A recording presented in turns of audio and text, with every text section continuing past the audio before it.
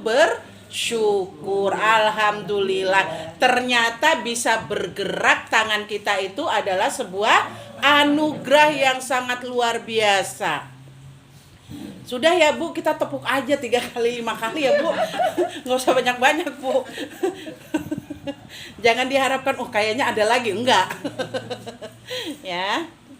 Oke, baik, kita mulai ibu-ibu ya. Bismillahirrahmanirrahim.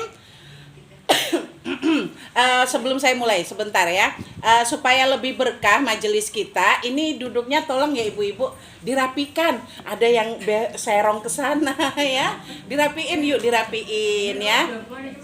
Enggak apa-apa. Enggak apa-apa. Anaknya juga anteng kok, ibunya ngeluai. Anaknya anteng wis. Enggak apa-apa di situ ya, enggak apa. Dia kan perlu ngeliatin pesawat barang. Ya, alhamdulillah ibu-ibu.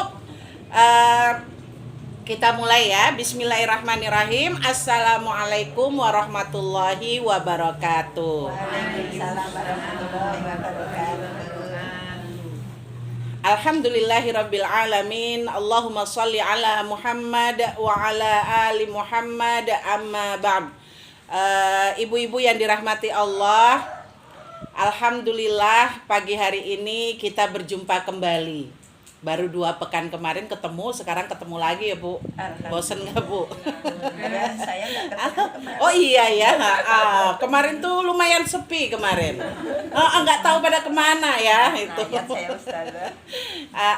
Di sini ada yang datang pagi-pagi udah dalam keadaan rodo pusing? Ada nggak? Entah yang pusing karena fisik, entah yang pusing karena ekonomi. Yuk kita ngeluh bareng-bareng. Pusing karena kerjaan. Masya Allah, semoga Allah mudahkan ya.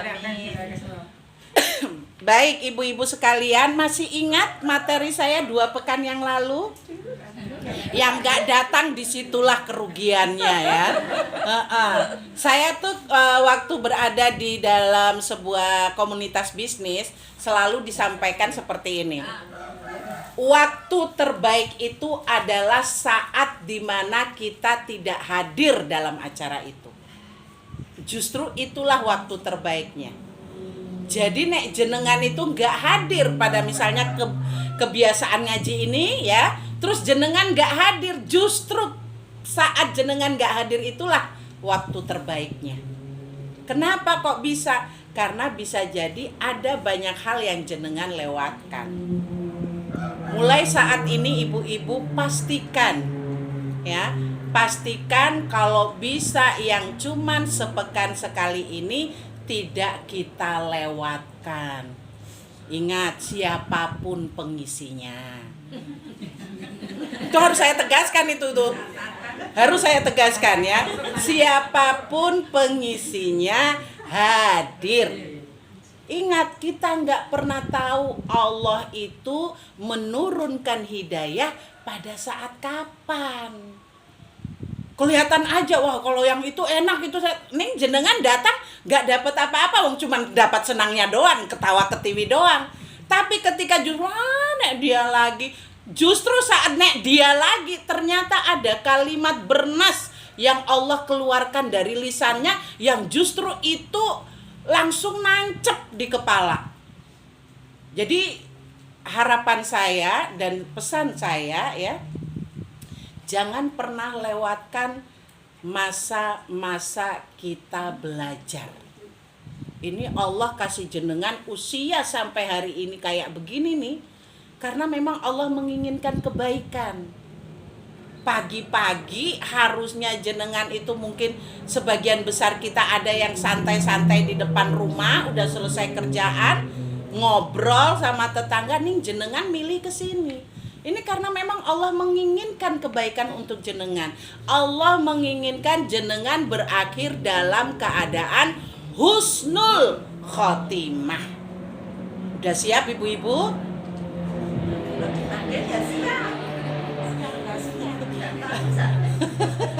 Lah kalau tanyanya sudah siap apa belum ya toko siap gitu aja. Ini kok ragu gitu loh.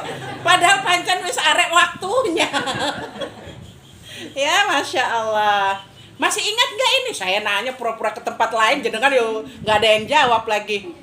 Gimana? Masih ada yang ingat? Materi saya 2 pekan lalu bicara tentang apa, Bu? Nggak berangkat.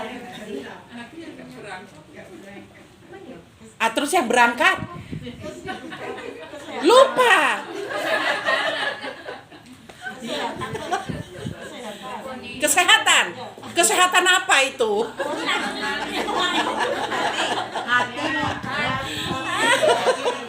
Ini makanya saya nggak nyiapin materi baru. Mau saya ulang aja lagi yang kemarin tuh. Aduh. Kalau anak kecil diulang-ulang pelajarannya karena memang jalannya belum terbuka, belum ada jalan, maka perlu diulang-ulang. Nek sing tua kudu diulang-ulang karena apa? Begitu dibuka tutup meneh, buka tutup meneh gitu. Ditutup karena apa? Karo cicilan, karo utang, karo apa itu tutupannya. Makanya saya nggak nyiapin materi baru, saya hanya ingin melanjutkan dan menegaskan kembali materi sebelumnya kemarin. Mudah-mudahan ini kalau jaraknya sedekat ini cuma 2 pekan begini, mudah-mudahan jalannya belum ketutup banget. Karena tadi sudah ada yang jawab, kesehatan otak. Betul, tentang otak. Ya, saya kemarin berbicara tentang otak. Bagaimana otak itu disinkronkan dengan hati dan lisan. Ya, saya mengawalinya dengan bertanya, ibu-ibu masih ingat kisah tentang 2 organ terbaik? Wis bablas silang, ora kelingan juga. Akhirnya saya ulang lagi itu ceritanya. Ya, jadi tentang 2 organ terbaik, hati dan lisan. Kemudian saya hubungkan antara hati dan lisan ini dengan otak. Kok bisa disambungkan dengan otak? Karena otak, kalau hati itu sebagai pusat rasa dan niat, kemudian lidah sebagai cerminan apa yang ada di dalam hati, maka otak adalah penggeraknya. Hati punya keinginan, punya rasa. Dikirimlah sinyal-sinyal itu ke otak. Oleh otak diolah. Setelah diolah, kalau otak itu berisi hal-hal yang baik, maka dia akan mengirimkan perintah yang juga baik keluar lewat lidah. Lidah berkatalah yang benar. Tapi ketika isi otak kita itu adalah sesuatu yang tidak baik, banyak hal-hal yang tidak baik di dalam otak kita, maka ketika hati mengirimkan sinyal ke otak, aku punya keinginan ini, otak tidak pakai acara mikir, langsung dikeluarkan dalam bentuk ketidakbaikan. Sudah mulai ingat ibu-ibu? Oke, bagi yang baru gabung ya, kita ucapkan selamat datang. Itu materi kami kemarin ya. Jadi tentang otak, antara kerjasama antara otak dan juga hati dan lisan. Itu kenapa kita sebagai seorang muslim disuruh untuk belajar, menuntut ilmu. Kalau kata Nabi, tuntutlah ilmu mulai dari buayan sampai liang lahat. Artinya nek urung mati, belum mati, maka nggak boleh berhenti belajar. Di hadis lain, Nabi Muhammad sallallahu alaihi wasallam, oh ini terlalu terpaku dengan materi. Kok ya ora ono sing bersolawat atas Nabi ketika nama Nabi disebut. Iki materi paling awal loh yang saya kasih. Materi mbiyen kayak dulu banget. Setiap nama Nabi disebutkan jangan diem. Karena itu Nabi bilang yang diem ketika namaku disebut itu orang paling pelit. Emang mau dikatain pelit sama Nabi? Udah tak pelanin tadi. Rasulullah sallallahu alaihi wasallam masih menang juga. Allahumma sholli wa sallim alaihi, boleh seperti itu. Atau sallallahu alaihi wasallam, boleh. Yang penting jangan diem. Gak enak loh di tetangga ngarani kita pelit aja kita udah jengkel kan, Bu? Iya. Apa meneh Nabi yang bilang kita pelit? Hanya gara-gara apa? Bukan diminta uang, bukan, tapi ketika namanya disebutkan kita kok meneng, ya. Ini materi paling awal sekali loh, Bu. Berapa setahun yang kemarin, yang di awal kemarin. Wajar aja hilang. Yang 2 minggu aja hilang. Ya. Tanda-tanda. Tanda-tanda, ya. Sampai mana tadi materinya, Bu? Hadis. Oke, hadis ya. Jadi Nabi udah katakan seperti itu. Masalah belajar itu wajib, ya. Bahwa wajib setiap talabul ilmi fardhatun ala kulli muslim, ya. Menuntut ilmu itu wajib bagi setiap muslim. Kalau udah pakai kata wajib, maka ketika kita tidak melakukannya, kita berdosa. Jenengan datang duduk pengajian di sini, insya Allah termasuk menuntut ilmu. Jenengan duduk di luar sambil merenung, raono kancane untuk ngobrol, ngeliatin daun, berpikir tentang daun. Masya Allah ya, pohon setinggi itu, alhamdulillah manut sama Allah. Coba kalau nggak manut, seenak-enak dia aja pindah tempat, seenak-enak dia aja tumbang. Kena manusia, kena, tapi Allah memerintahkan dia berdirilah tegak. Alhamdulillah, terima kasih ya Allah. Itu bisa membuat kita juga belajar.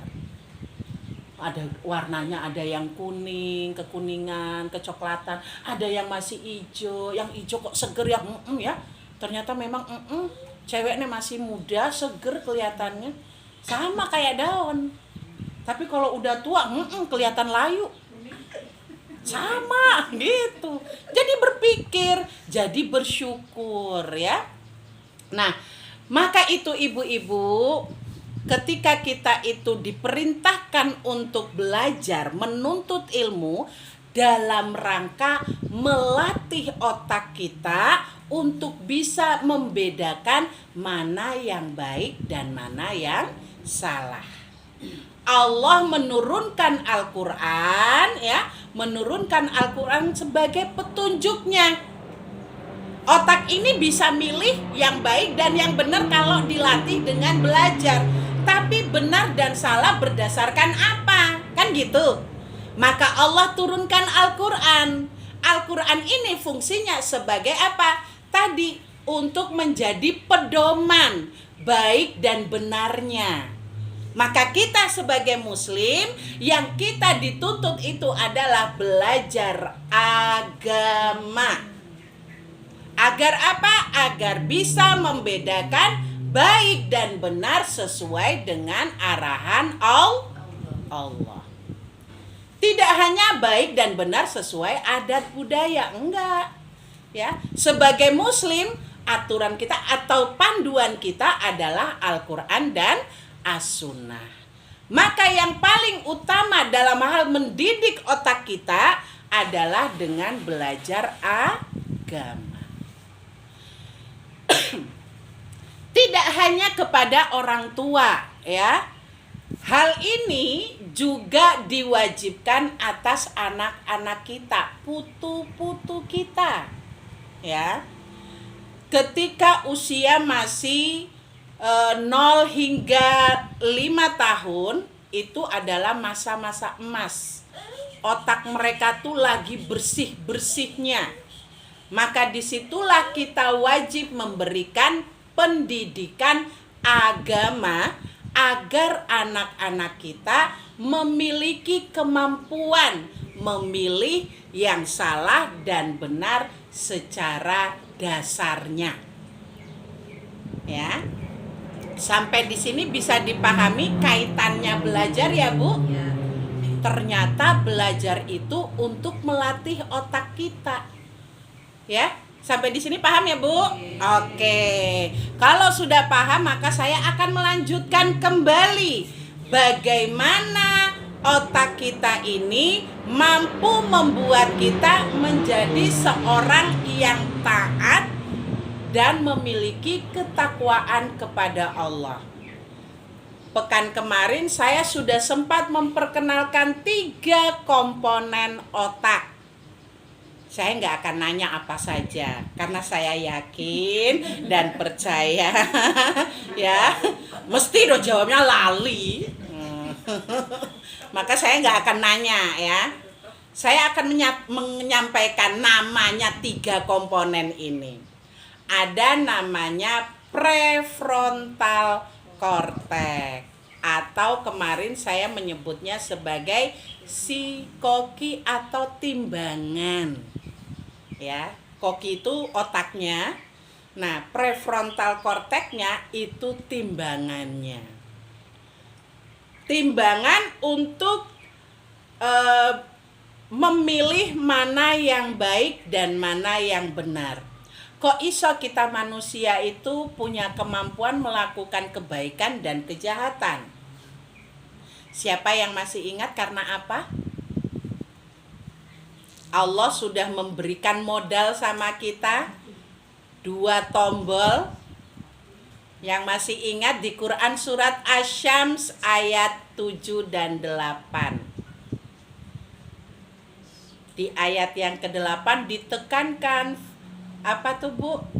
Saya malah lali sekarang.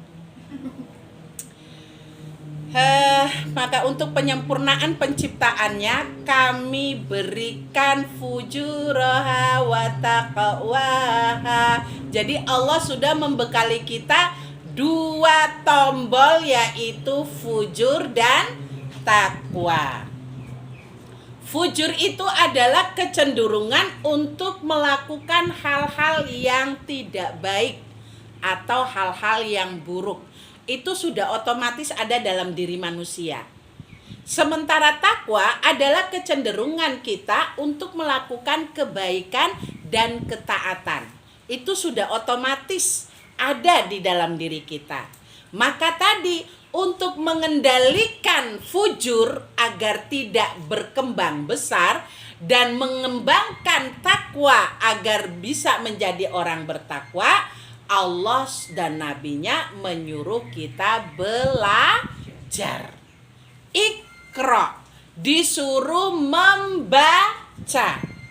Iqra bismi rabbikal ladzi khalaq.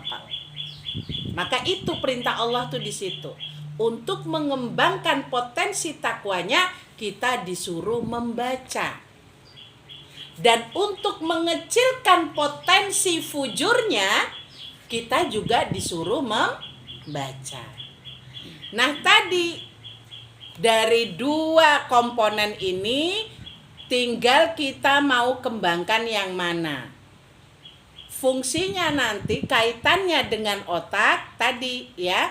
Ada otak atau bagian otak yang disebut sebagai timbangan atau prefrontal cortex. Kita istirahat dulu. Ini ada ya, innalillahi wa inna ilaihi raji'un ya Bu. Ini hari ini kita mendengarkan nama orang lain yang dibacakan. Tidak menutup kemungkinan besok nama kita yang akan disebut. Nih besok-besoknya lagi ngono kuwi. Waduh, saya bilang besok, wah kok besok sih? Ya, oke, mari. Baik ya, kita lanjut kembali ya ibu-ibu. Nah, jadi setelah memahami bahwa manusia itu punya potensi fujur dan takwa, dan Allah menurunkan Al-Quran serta mengutus Nabi Muhammad untuk menjadi panduan hidup kita, ya. Maka penting untuk kita melihat bagaimana hubungannya antara dengan otak untuk menjadikan kita sebagai manusia yang bertakwa. Saya sudah pernah memperkenalkan 3 komponen otak. Jadi otak itu kalau secara anatomi itu terbagi menjadi 4 bagian ya Bu. Itu secara anatomi.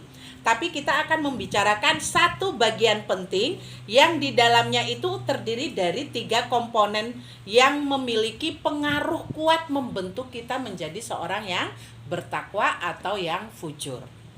Nah, 3 komponen itu adalah prefrontal cortex, kemudian amigdala sebagai kompor gasnya, dan kemudian ada hipokampus sebagai buku resep. Alhamdulillah ada yang ingat. Nah, sekarang kita akan bicara dulu tentang prefrontal cortex atau timbangannya ya, sebagai pusat kendali akal dan kesadaran moral. Nah,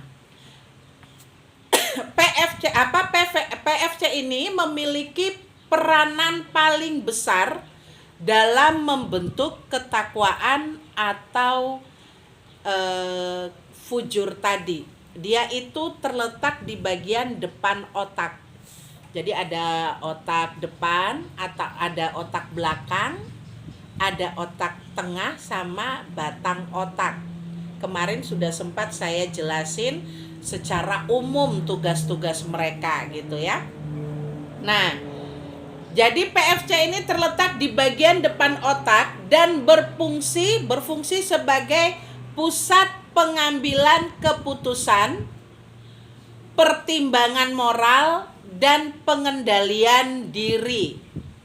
Saat seseorang itu kehilangan akalnya ya, atau menggunakan akalnya untuk menimbang benar dan salah, itu adalah bagian PFC itu yang kerja. Ya. Nah, uniknya gini Bu, uniknya PFC-nya anak-anak atau timbangannya anak-anak itu belum berkembang sempurna. Baru akan berkembang sempurna itu ketika usia 21 sampai 25 tahun.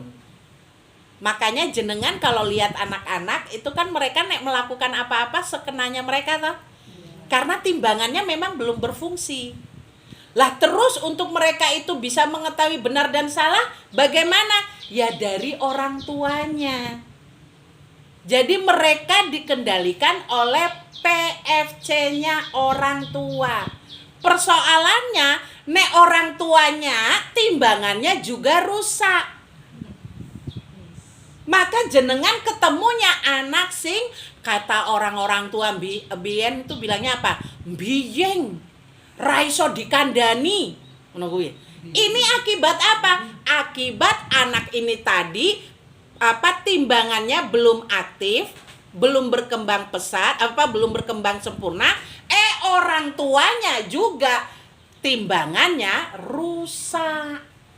Maka tidak ada yang memberikan kendali, nggak ada yang mengarahkan kebaikan, nggak ada yang mencegah keburukan. Di sini paham nggak ibu-ibu? Koneksinya paham nggak sambungannya? Oh alah ternyata ngono yo. Anak tetanggaku sing koyo ngono kae ternyata itu bukan karena anaknya. Tapi karena siapa? Orang tua. Makanya kita nek lihat anak biing cok takon, kayak ki anake sapa? Sebenarnya nggak salah, Bu. Karena memang PFC anak tuh belum berfungsi. Nek anaknya seperti itu karena orang tua juga tidak mendidik. PFC atau timbangan orang tuanya ini juga nggak sempurna. Kok bisa nggak sempurna Ustazah? Ya karena nggak belajar, nggak punya ilmu. PFC ini bisa berkembang baik, bisa mengendalikan emosi, bisa membedakan baik dan benar, itu kalau dia punya ilmu. Dia ngaji, dia mendengar kata-kata yang baik, maka PFC-nya atau timbangannya ini akan menjadi baik.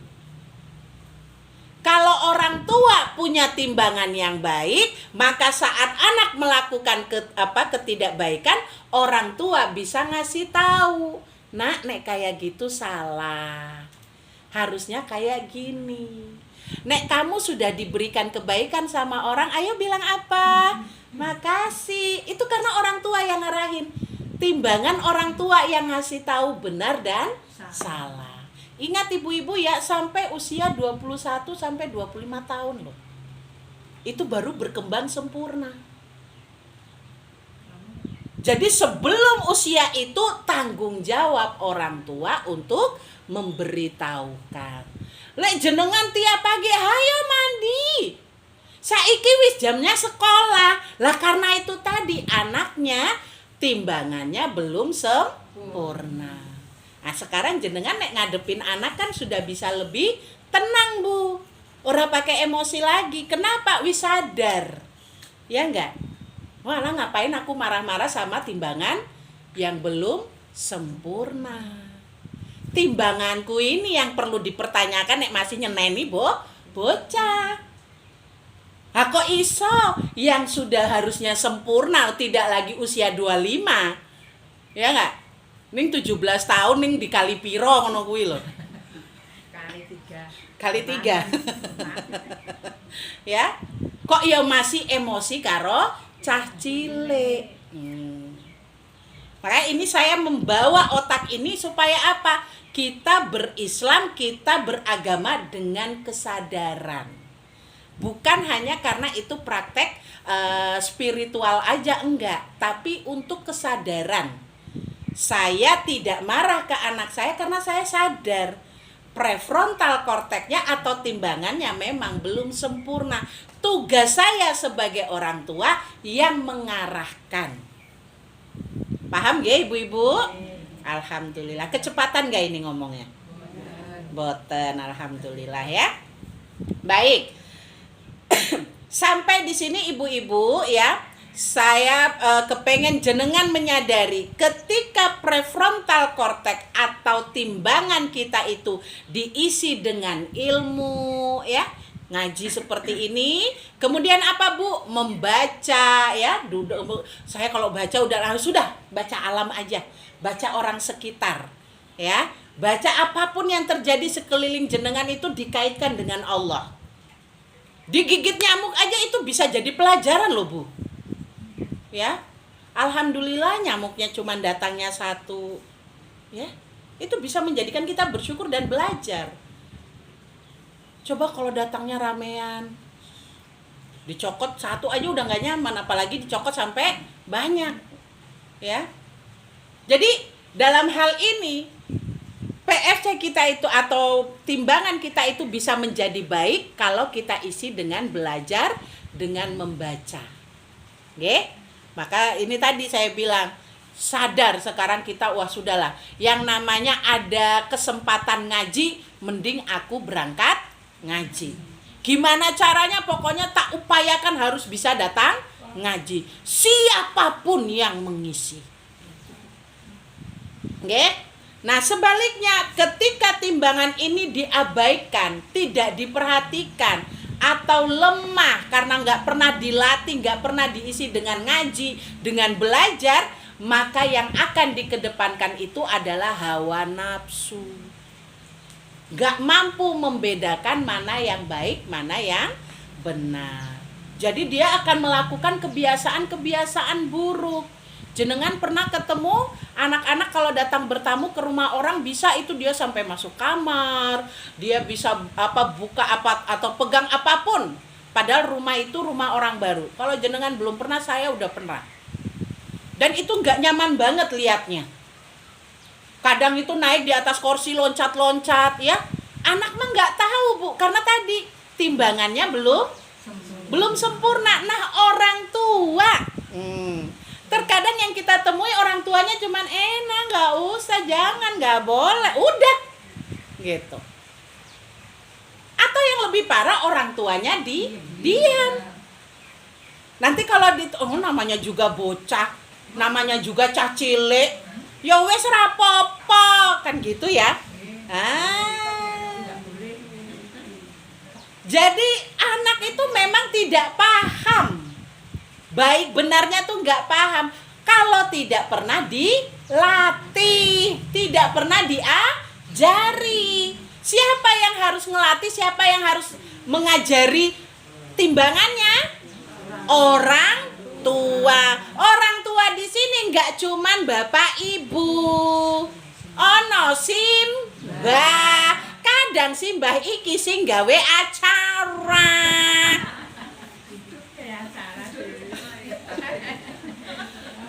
Tuh yang paling sering bilang kata wes ra apa-apa wong cah cilik. Ku iki simbah kuwi. Bener ya? Makanya bersyukurlah panjenengan simbah-simbah yang ada di Al-Birusatin adalah simbah-simbah yang berpendidikan. Iya, itu disyukuri loh Bu. Itu nikmat dari Allah tuh. Nek Allah kepengen jenengan baik, pasti ditunjukkan jalannya menuju kebaikan. Akan dimudahkan dalam hal belajar. Nek Allah nggak menginginkan kebaikan, setiap Jumat pagi mesti ono wae acarane. Entah yang kondangan, entah yang rewang, entah yang apa, mesti ono wae. Saya tuh kadang ya Bu, nek ada misalnya pengajian yang harus didatangi kok nggak bisa, itu tuh kayak sedih banget. Saya langsung punya pikirannya, apa Allah nggak menginginkan saya itu mendatangi itu, padahal itu adalah hal yang baik gitu loh. Maka jenengan juga harus punya pemikiran, dilatih Bu ya. Otak itu bisa kita latih. Ya, maka dia memang perlu dilatih dengan apa? Dengan keilmuan itu tadi. Makanya pemikiran-pemikiran yang baik itu harus sering dimasukkan ke dalam otak kita. Itu yang disebut dengan nutrisi otak. Jadi kalau badan kita butuh vitamin, butuh kalsium, dan otak kita butuh nutrisi berupa kalimat-kalimat baik, ya. Itu dari mana? Dari mendengar, dari melihat. Dengan membaca, mendengar audio atau pengajian di YouTube misalnya, kayak gitu. Sampai di sini paham ya Ibu? Gimana kita lanjutkan aja apa gimana? Ini sudah jam 9? Apa cukup sampai di sini? Cukuplah Ustazah, itu amigdala aja udah bikin pusing tuh. Besok lagi lah gitu. Atau gimana? Iya memang baru 1, komponennya ada 3. Gimana, mau dilanjutkan atau stop? Kui tanya dulu sama pinggangnya. Masih aman apa enggak?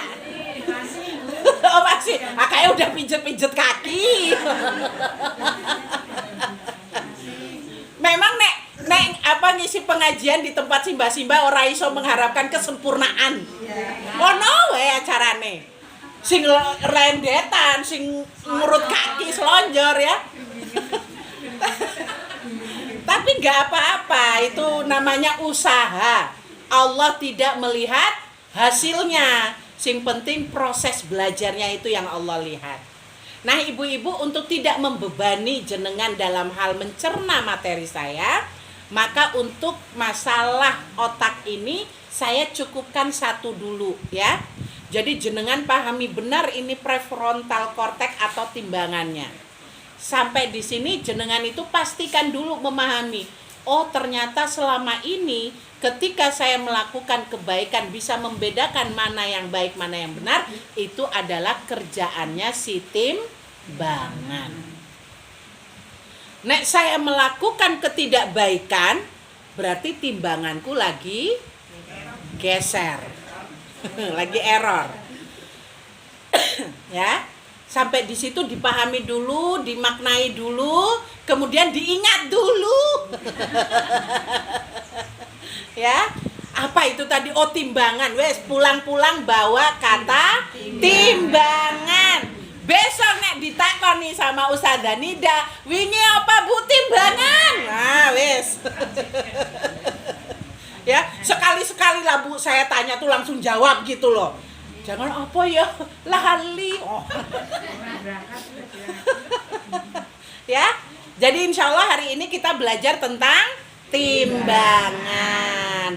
Bahwa timbangan ini adalah yang bisa, dia punya peran paling penting dalam hal mewujudkan ketakwaan atau fujur.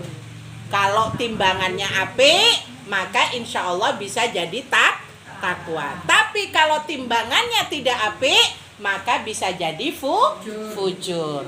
Anak-anak timbangannya belum sempurna. Tugas orang tua yang menyempurnakan. Maka pentingnya menjadi orang tua yang yang rajin belajar. Sampai di situ bisa dipahami ya ibu-ibu? Alhamdulillah. Mulai sekarang sudah bisa lebih menahan diri untuk tidak tensi naik gitu ya. Tensi naik itu nanti ada kaitannya dengan yang komponen kedua.